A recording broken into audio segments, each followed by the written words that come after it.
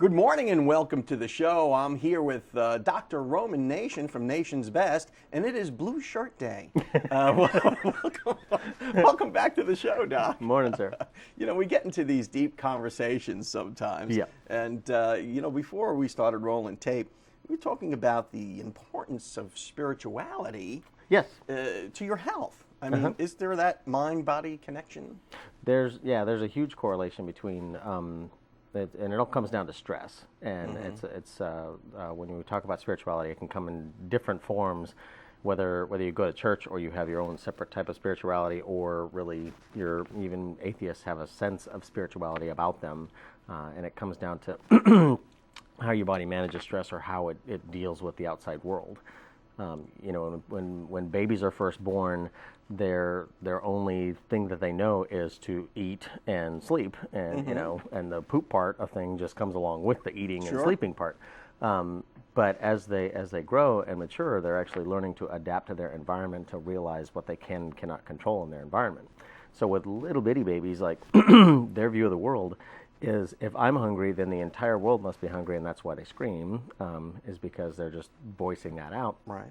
And then it's not until later, as they get older and older, that they figure out, well, I'm hungry, but that doesn't mean everybody around me is hungry. So I have to voice my opinion a different way to make sure that happens. And then there are some stressors that will enter their lives as they grow, and then you come up with some coping mechanisms. Exactly. I I mean, imagine. just with little toddlers and that whole, let them cry through the night when you're trying to get them to sleep on their own, or when they're not wanting to do their homework or things like that.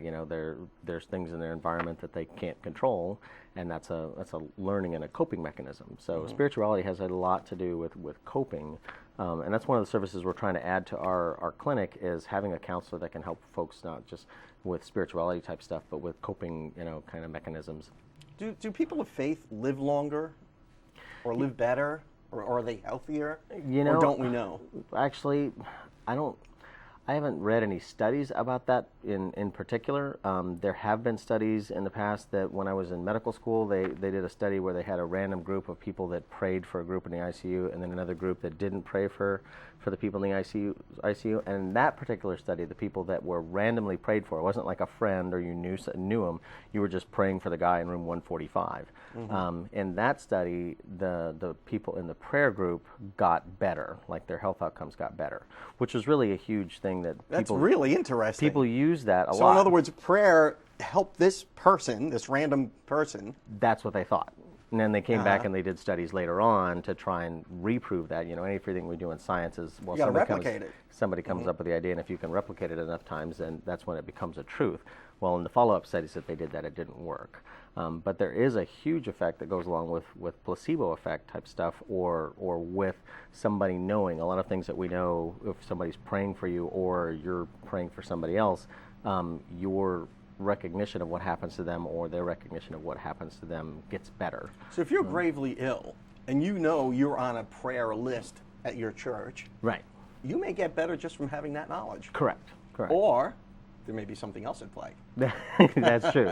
And we don't know. Would argue that, and we just don't know. Exactly. There's a lot of people that would have that discussion as far as whether the prayer group or didn't. And in my opinion, from a medical standpoint, is getting people to pay attention to it is what makes a difference. Because even if the people in that prayer group aren't necessarily just trying to benefit the person that's in the hospital, making them aware of what that person's in the hospital for, like whether it's cancer or COPD or diabetes or a heart attack, brings to the forefront of their mind, what am I doing that could land me in the same place? And they start paying attention to their own health a little bit more.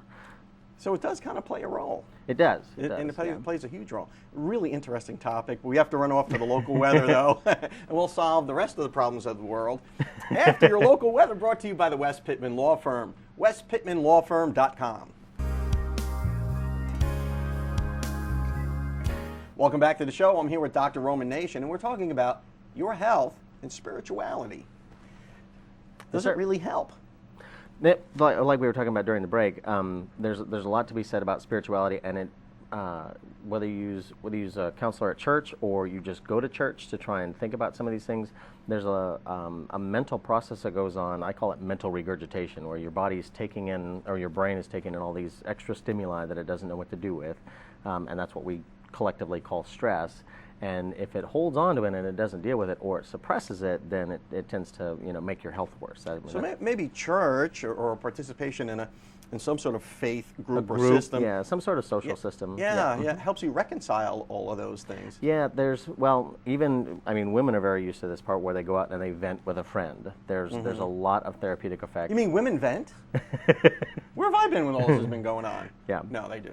But they We do, all do, and, actually. and therapeutically, kidding. from a mental standpoint, it is. But at the same time, women tend to actually incorporate more of the outside stresses in their life because they're trying to be more empathetic and help with all these different things going on. And so it actually helps clear their mind when they vent like that.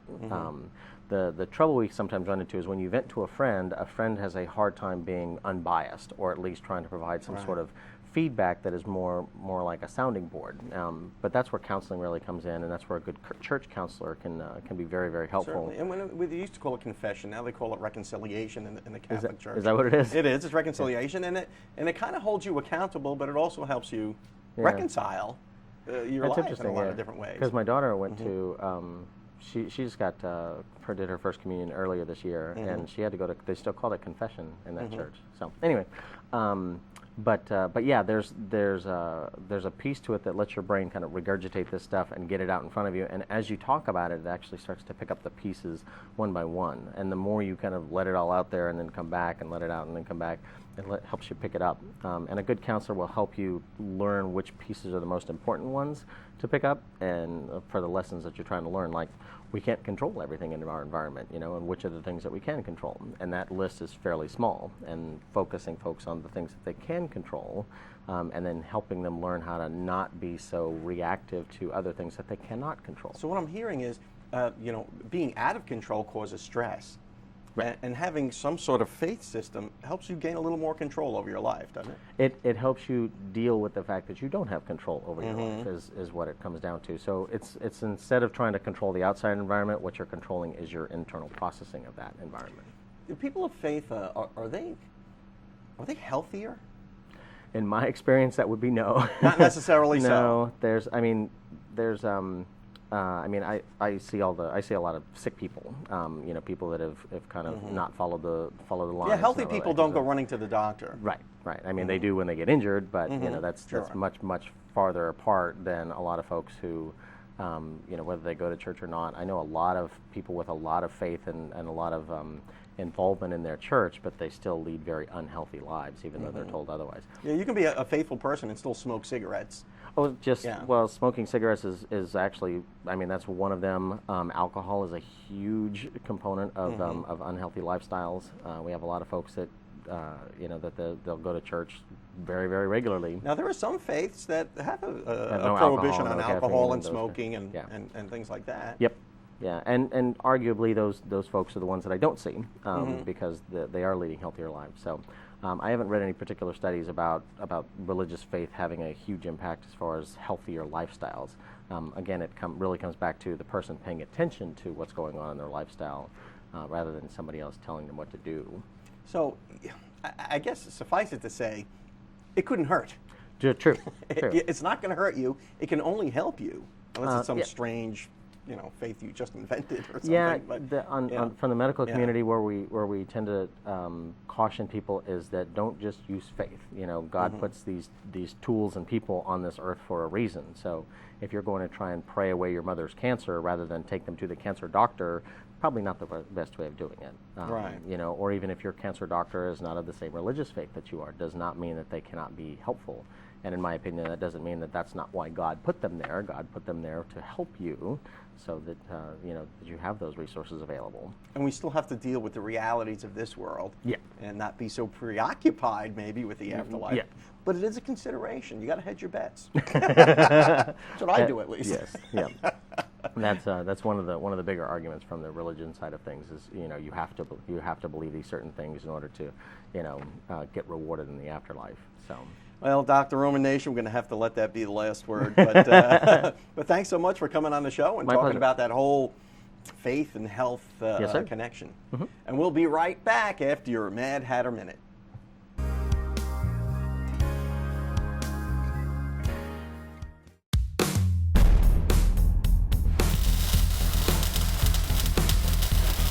Hi, this is David Lovett, and this is your Mad Hatter Minute.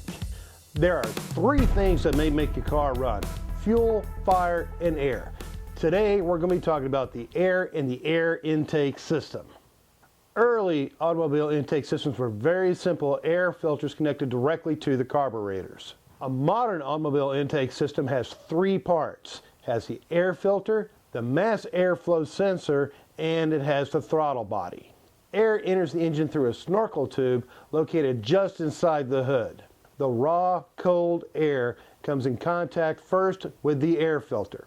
A particulate air filter is a device created of fibrous materials that removes the dust, debris, pollen, and bacteria from the air before moving into the engine. The filtered air then continues through the snorkel tube to where it reaches the mass airflow sensor, or commonly known as the MAF sensor, M-A-F sensor. Mass airflow information is then transferred digitally to the electronic control unit, or the brain of the vehicle, for which it tells how much air is entering the vehicle and how much fuel should be distributed in connection with the entry of the air.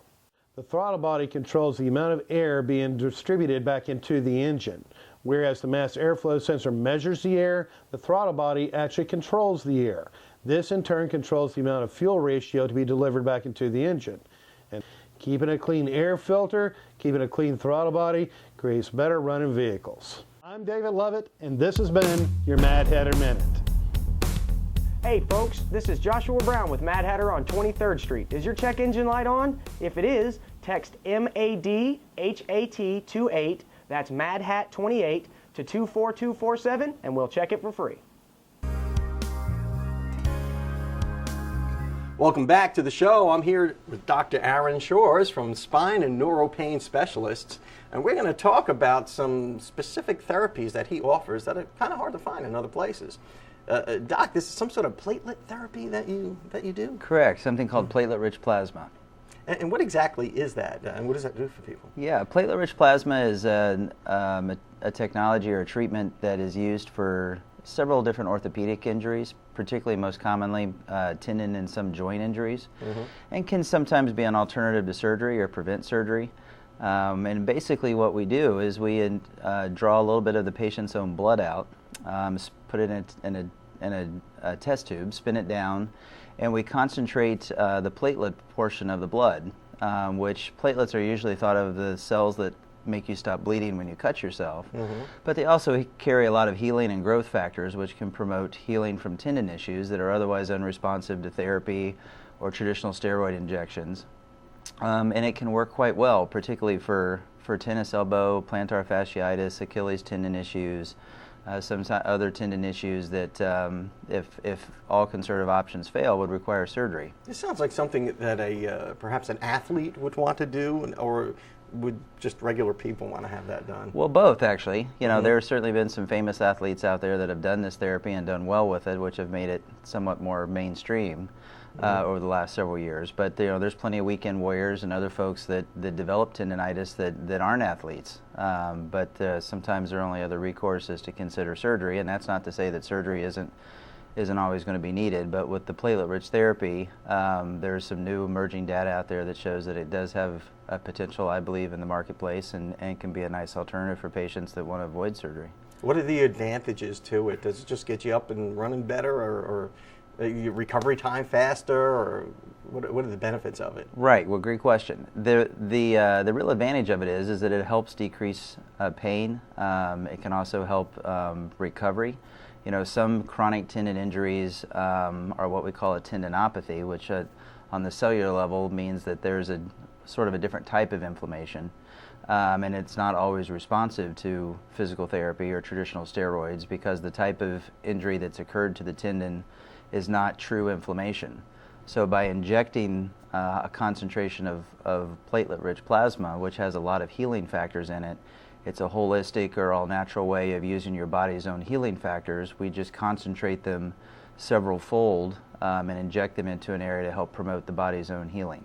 Oh, that's pretty ingenious stuff. So it's not a drug, it's really just your own It's an individual's Yeah. own blood. We don't use anyone else's. We use the patient's own healing factors to promote their own healing at various spots. What are those healing factors? I mean, is there some sort of chemical thing that goes on, or biochemical thing that goes on? Right. Well, there are several different ones. All of them have $5 names that are sometimes quite long. But there's different growth factors and cytokines and other type of chemicals that are found in the blood, and particularly with platelets in the high concentration, that do promote the body's own healing. So there's several theories on why that works, and that's still undergoing investigation. So certainly more studies are needed long term, but it does seem to show some promise, and particularly in those folks that are trying to stay active and are looking for another alternative to prevent surgery. Now, it doesn't always work, but it does have a lot of success in many patients. And how do people, say you're interested in this, how do you learn more about it? Sure. Well, our website has quite a lot of information on it. There's some information out there on WebMD, but not every physician in every area does this type of treatment. So you want to ask around or look around to physicians that are properly trained in its usages. I mean, here in Northwest Florida, I wouldn't imagine it's a very popular therapy, is it? Well, it's growing. There's not a lot of physicians in Northwest Florida that do it. Not as many that certainly do regular steroid injections. But here in Panama City, our office does it, and we've had a lot of success with treating patients. And how do we get in touch with you? What's your website again? Our website is www.spineandneuropain.com. Well, Doc, thanks so much for coming on the show and getting us smart on, what did you call that again? Platelet-rich plasma. Platelet-rich plasma.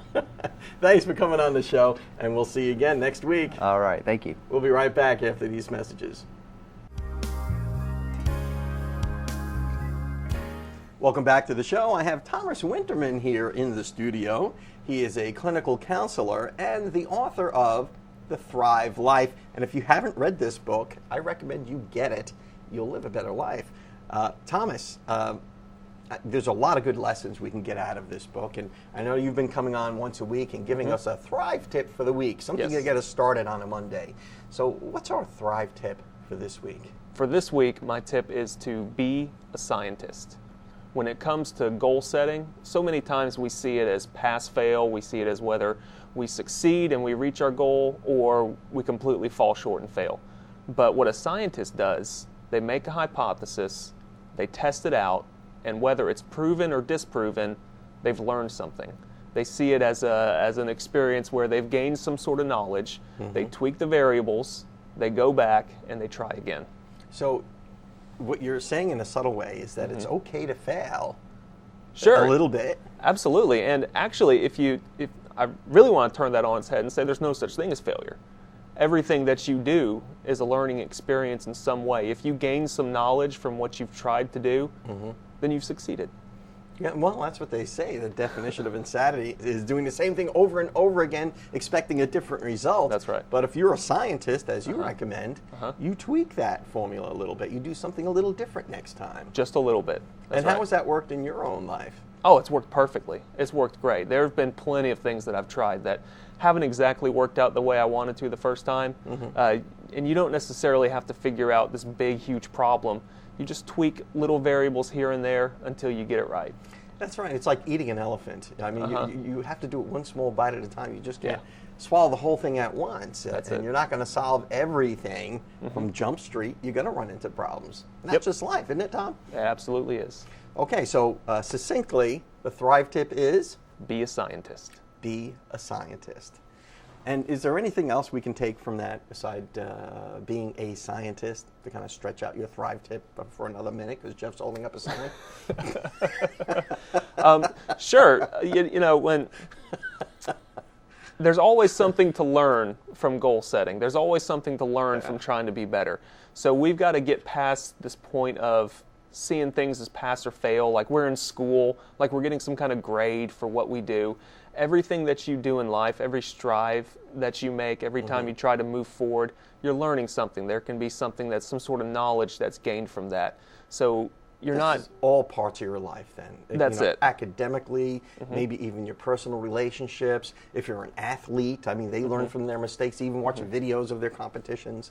I mean, you look where you went wrong and just tweak it a little bit. So have a little more clinical outlook on things, I suppose. That's it. And remember, it's a skill, not a talent, which means you're not going to be good at it right away. You're not going to get it right the first time. It's something you have to develop and learn to be better at over time. Thomas Winterman, author of The Thrive Life, thank you for that Thrive Tip of the Week. And we'll see you next time.